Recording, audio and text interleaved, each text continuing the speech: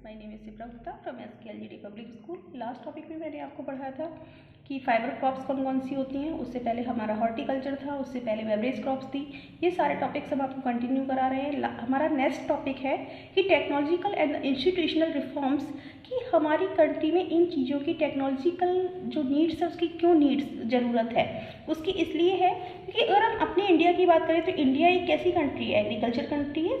और हमारे इंडिया में आज से नहीं हजारों सालों से इंडिया में क्या होता चला आ रहा है, एग्रीकल्चर होता चला आ रहा है। 70% जो हमारी पॉपुलेशन है वो एग्रीकल्चर पर डिपेंड है। लेकिन फिर भी हमारे इंडिया में उतना अच्छा प्रोडक्शन नहीं होता है कि जो हमारे जो चीज़ें जो होनी चाहिए उतनी अच्छी नहीं होती है। इस कारण से जब हमारा इंडिया, क्योंकि रीज़न ये था, उसका भी काफ़ी रीज़न था कि जब से हमारे इंडिया में जो ब्रिटिशर्स आए थे उन्होंने हमारी जो कंट्री थी उसके बहुत सारी वेल्थ को क्या किया था, एक्सपोर्ट किया था, अपनी कंट्री को एक्सपोर्ट कर दिया था। इस कारण से भी हमारे इंडिया की जो कंडीशन थी वो बहुत अच्छी नहीं थी। इकोनॉमिकल कंडीशन की अगर हम बात करें वो भी बहुत डाउन हो चुकी थी। और जो एग्रीकल्चर की बात करें तो एग्रीकल्चर में उन्होंने कोई भी इम्प्रूवमेंट्स नहीं किए थे, उस पर उन्होंने ज़्यादा फोकस नहीं किया था। इस कारण से हमारे इंडिया की जो एग्रीकल्चर जो था वो भी काफ़ी डे बाई डे खराब हो चुका था उसमें, क्योंकि कोई चेंजेस नहीं हुए थे।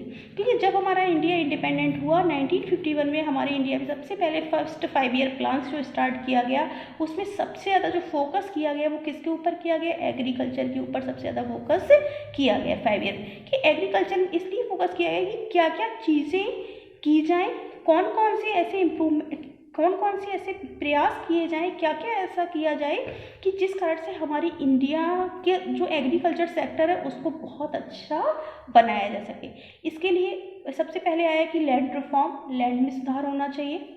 जमींदारी जो सिस्टम पहले चल रहा था कि एक जो जमींदार होता था उसके पास हजारों एकड़ ज़मीन होती थी और ऐसे जो लोग होते थे, जो लेबर्स होते थे, जो ऐसे किसान होते थे जिनके पास बहुत थोड़ी थोड़ी लैंड होती थी या फिर बहुत लैंडलेस लेबर थे, उनको क्या किया कि ज़मीनें प्रोवाइड की जाएँ। इंश्योरेंस, और क्या किया जाए कि अगर हमारे इंडिया में कोई भी अगर नेचुरल कैलेमिटीज़, भाई इसको तो कोई रोका नहीं जा सकता है, नेचुरल कैलेमिटीज़ तो आती हैं, तो क्रॉप्स के ऊपर क्या किया जाए कि इंश्योरेंस प्रोवाइड किए जाएं। तो जो फार्मर्स है वो क्रॉप्स अगर क्या ले सकता था, इंश्योरेंस ले सकता था, जिससे कि अगर उनकी नेचुरल कैलेमिटीज़ की वजह से उनकी क्रॉप्स ख़राब हो रही हैं तो उसके बदले उन्हें क्या मिल सके, उन्हें इंश्योरेंस मिल सके। कुछ ऐसी प्लानिंग की जाए। ग्रामीण बैंक्स, बहुत सारी छोटी छोटी जो ग्रामीण बैंक है, ग्रामीण इलाके हैं, एरियाज़ हैं, उन एरियाज़ में बैंकें ओपन की जाएँ।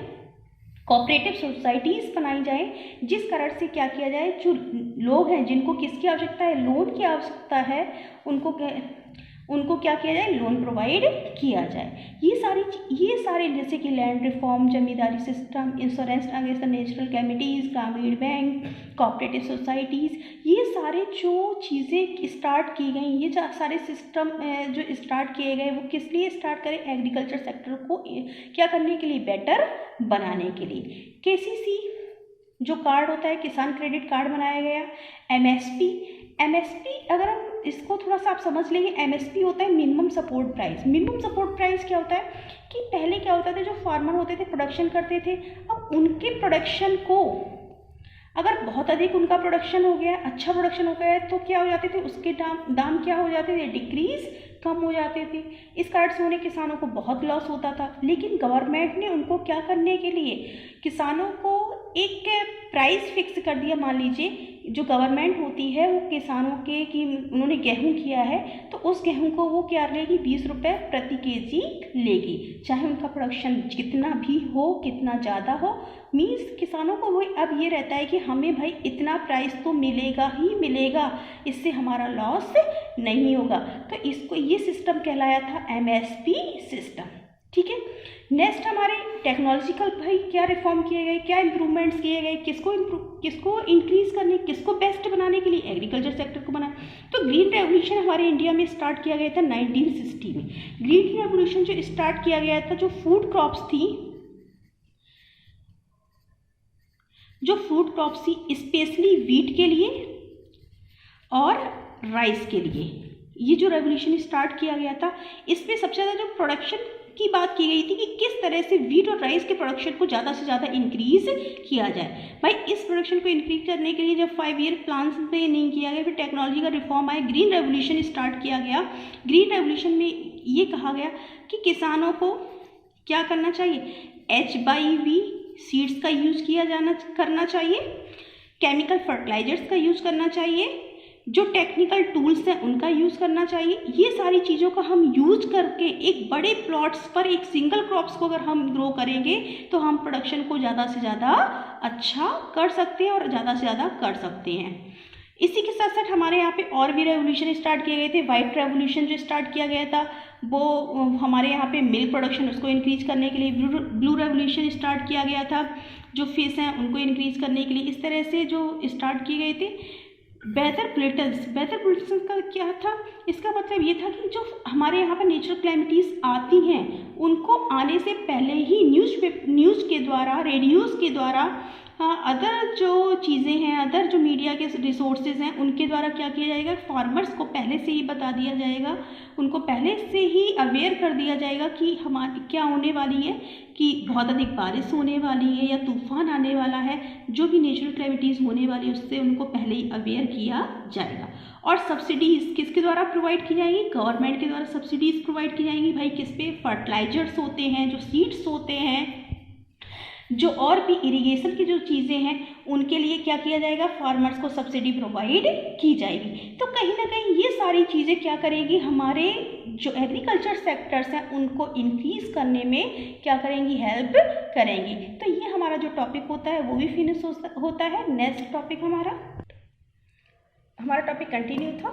हमने आपको अभी टॉपिक जो समझाया था कि एग्रीकल्चर जो सेक्टर है उसमें क्या क्या इम्प्रूवमेंट्स होने चाहिए। इसी से रिलेटेड एक टॉपिक हमारा है ग्रामदान मूवमेंट्स। भाई भूदान और ग्रामदान मूवमेंट्स क्या था, और इसको हम ब्लड लेस रेवोल्यूशन के नाम से भी जानते हैं। तो इससे रिलेटेड एक छोटी सी स्टोरी हम आपको बता रहे हैं कि क्या था कि महात्मा गांधी के जो स्पिरिचुअल एयर थे वो थे विनोबा भावे। वो महात्मा गांधी के जो बताए हुए रास्ते पे चल रहे थे। तो एक बार वो अपनी पद यात्रा करते हुए कहाँ पर जाते हैं, आंध्र प्रदेश के एक गांव में जाते हैं। वहाँ पर वो गांव में जाकर जनसभा कर रहे होते हैं और वहाँ पर लोगों को बता रहे होते कि अगर हमें अपनी कंट्री को बहुत अच्छा बनाना है, हमें अपनी कंट्री का डेवलपमेंट अगर हमें करना है तो वो सिर्फ किसके थ्रू हो सकता है, हम लोगों के थ्रू ही हो सकता है। तो अगर कंट्री का डेवलपमेंट होना है तो गांव में रहने वाले जो फार्मर्स हैं उनका सबसे पहले डेवलपमेंट होना चाहिए। तो जब वो ये सारी बातें कर रहे होते हैं कि हमें अब आत्मनिर्भर होना चाहिए, हमें अपनी कंट्री के लिए सपोर्ट करना चाहिए, हमें दूसरों की हेल्प भी करनी चाहिए, इस तरह की जब वो बातें कर रहे होते हैं तो वहाँ पर बहुत सारे जो लोग होते हैं जिनके पास कोई भी अपनी लैंड नहीं होती, वो कहते हैं कि हम आत्मनिर्भर कैसे बने, हम कंट्री को अपना सपोर्ट कैसे दें, क्योंकि हमारे पास तो कोई लैंड ही नहीं है। जब हम खुद क्या होंगे, आत्मनिर्भर तब होंगे जब हमारे पास खुद की लैंड होगी, उस पर जब हम खेती करेंगे तो इससे क्या होगा, देश में क्या होगा, देश का डेवलपमेंट होगा। तो हर पर्सन का जब डेवलपमेंट होगा तो जाहिर सी बात है कि देश का भी डेवलपमेंट होगा। तो वो जो विनोबा भावे होते हैं वो कहते हैं कि हम सेंट्रल गवर्नमेंट के पास जाकर, सरकार के पास जाकर आप लोगों के लिए हम फोर्स करेंगे, उनसे कहेंगे कि ऐसे लोग जिनके पास कोई भी अपनी लैंड नहीं है उनको लैंड दी जाए। तो यही सब बातें चल रही होती हैं। वो आश्वासन देते हैं उन लोगों को, क्योंकि विनोबा भावे के पास तो कोई अपनी खुद की लैंड थी नहीं। तो वो बस लोगों को कह रहे होते हैं कि हम आपके लिए क्या करेंगे, बहुत सारा एफर्ट्स प्रयास करेंगे, सेंट्रल गवर्नमेंट से इस बारे में डिस्कशन करेंगे, उनसे हम बात करेंगे सरकार से। तो जब वो ये कह रहे होते हैं तो तभी उनके बहुत अच्छे मित्र होते हैं रामचंद्र रेड्डी, जिनका नाम दिया गया रामचंद्र रेड्डी, जो विनोबा भावे के बहुत अच्छे फ्रेंड होते हैं और वो भी इसी रास्ते पर चल रहे होते हैं।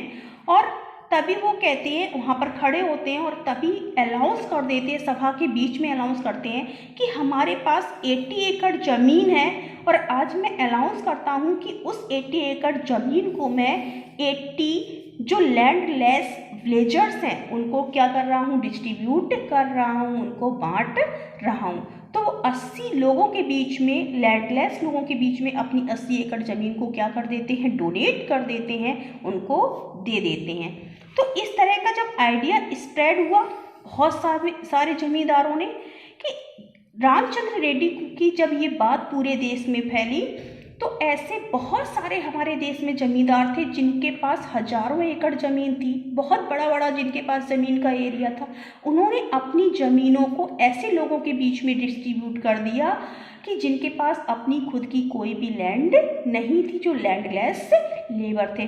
तो इस तरह से कहा गया है कि लोग अपनी एक छोटी सी ज़मीन के लिए भी एक दूसरे का क्या कर देते हैं, एक दूसरे के साथ लड़ाई झगड़ा कर लेते हैं, वायलेंट हो जाते हैं, किसी को अपनी एक भी ज़मीन का टुकड़ा नहीं देते हैं। और यहाँ पर तो हजारों एकड़ ज़मीनों को जमींदारों ने, ऐसे लोगों ने जिनके पास अपनी खुद की बहुत अधिक ज़मीन थी, उन लोगों ने ऐसे लोगों को डिस्ट्रीब्यूट कर दिया जिनके पास खुद की ज़मीन नहीं थी। तो इस कारण से कहा जा रहा था कि उस टाइम पीरियड में पूरे देश में रामचंद्र रेड्डी की चलाए हुए रास्ते पर, बताए हुए रास्ते पर सब लोग चलने लगे और बहुत सारी ज़मीनों को एक दूसरे को दान किया गया।